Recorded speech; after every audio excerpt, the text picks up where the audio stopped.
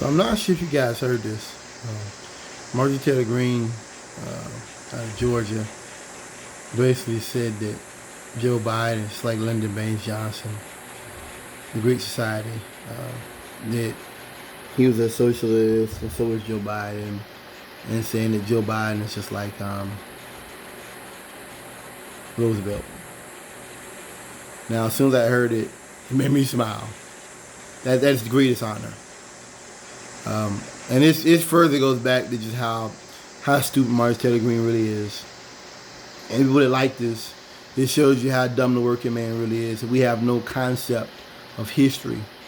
Who gave you the 40-hour work week? Who gave you unemployment insurance?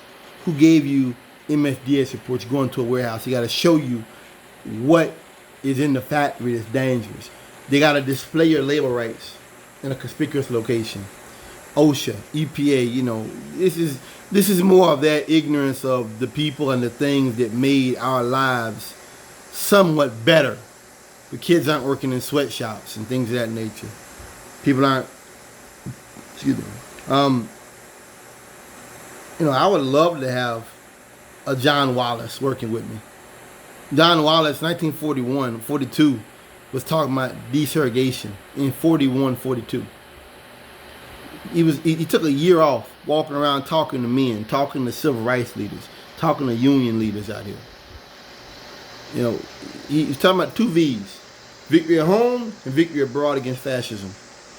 Anybody comparing you, if you're in politics, to Roosevelt, that is the greatest honor if you're on the left. And I understand that for the right, a lot of it's half a thought, doesn't have to make sense. I'm gonna say this. Sometimes I think Marjorie Taylor Greene, people like her, they are basically, they're at war with our ancestors. They're not at war with us. They're not at war with today. They're at war with people that lived before Dr. King. Like people way back then. And they're like, when you see things like in Florida with this, saying that slavery was good for some people. I mean, when you see these kind of things, it's because that's what they wanted back then. It's like they're establishing things that people in 1900s wanted, and they're realizing every day they're getting hit in the head. People are like, we don't want this. We don't want this. No, we don't. We don't want you putting federal against abortion, federal bans on abortion. We don't want this. We don't want that. And they're still like, we don't care anyway. We will still do it. To me, Dr. Brooks said that too. He said that if he was to be running, he would say, if someone says you're social, he would just say, I'm just trying to finish what Roosevelt started.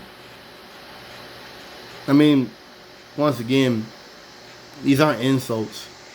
They show you how far right the Republican Party really has come. Roosevelt said he saved capitalism from itself. That's what he said. Moving on. I think that Lyndon Baines Johnson, all the great things he did, civil rights bills and all that, for you to attack, I'm not saying he was a great guy, but to attack him, you're starting to get into that dangerous realm of saying that black people didn't deserve free speech. They didn't deserve the right to own their own home. They didn't deserve to have these things that happened during that era that LBJ was directly behind. I know she wouldn't say that, but when you talk about the Great Society and Lyndon Baines Johnson, you cannot disregard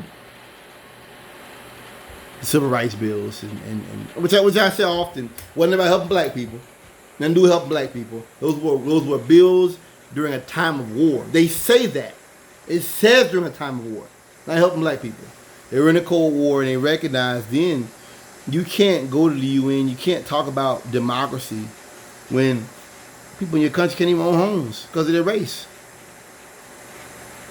There was understanding back then, if you get into these wars, you have to make things better in the home front.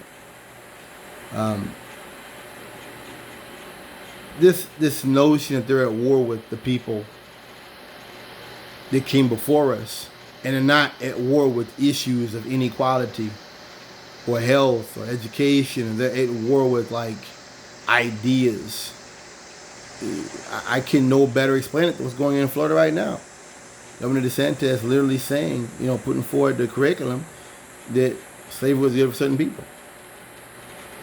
I have no doubt that, look, sometimes during war, sometimes during hardship, certain people rise to the top. The cream rise to the top, as old folks say.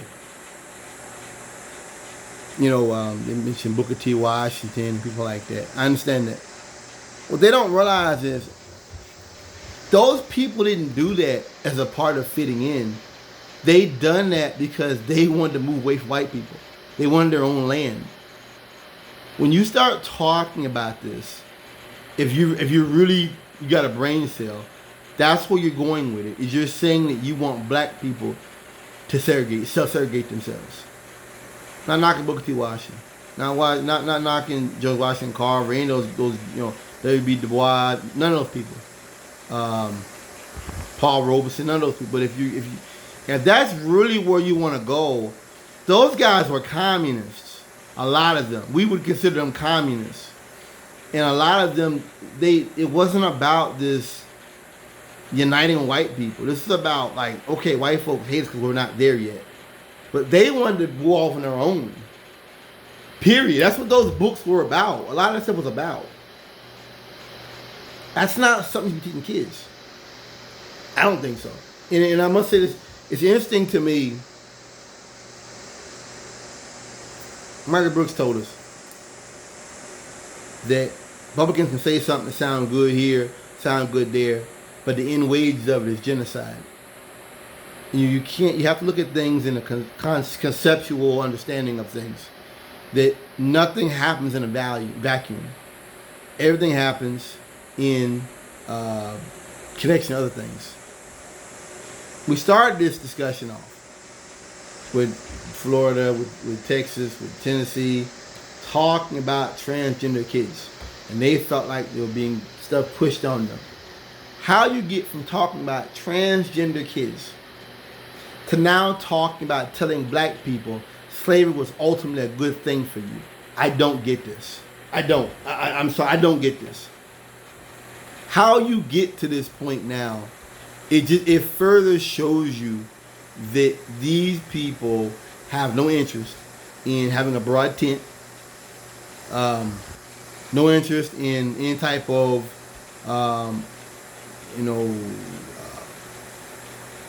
real ideas to make life better for anybody. This is about a sort of politics that's been captured by the far right.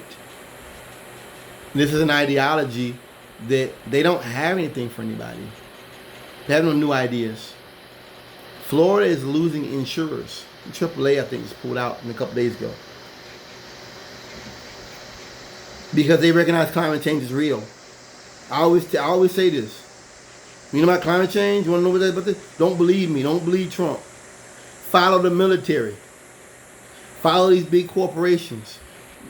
Read what Milley his plan he put forward on climate change. Don't believe Trump. Believe Trump's pick for the Joint Chiefs. What he says. Because in the end, the military's job, the U.S. government, the military's job is to keep natural resources going. That's their job. It's about freedom, about protecting natural resources. If you get in the way of that, they're coming to get you. They're going to make up mass destruction or whatever to get you. The notion that these people are leaving the state, it will make life worse. And I think that eventually, maybe not now, maybe not in the next 10 years, Florida will fall behind. Florida will be the next Mississippi. It's actually worse. Some of these areas are just poor because they don't have the options. It's not hate. Some of these areas just don't have the resources and the options to make money like other regions do. What Florida is doing, where you're talking about threatening Disney World with putting a prison next to your amusement park and things of that nature, what you're doing is you're going to run them off. We know how much of Florida is employed by Disney World and by the companies around Disney World. Like this, I missed this before. not only going to ruin the economy, the education levels will drop. If this is the goal now, is to teach kids about this stupid shit and dumbing everything down so the kids are just Neanderthals, you're going to have a generation of kids that really have no knowledge whatsoever. That's how this works. Like, if you try to hang back and hold back history, the world will pass you by. And I said it before. Need to be said in this video. He is destroying the future validity of a lot of the you know, they're destroying the state, period. Maybe that's the goal. Some of these things I thought he would keep secret. I don't think he'd say openly as far as his personal attack with Disney World.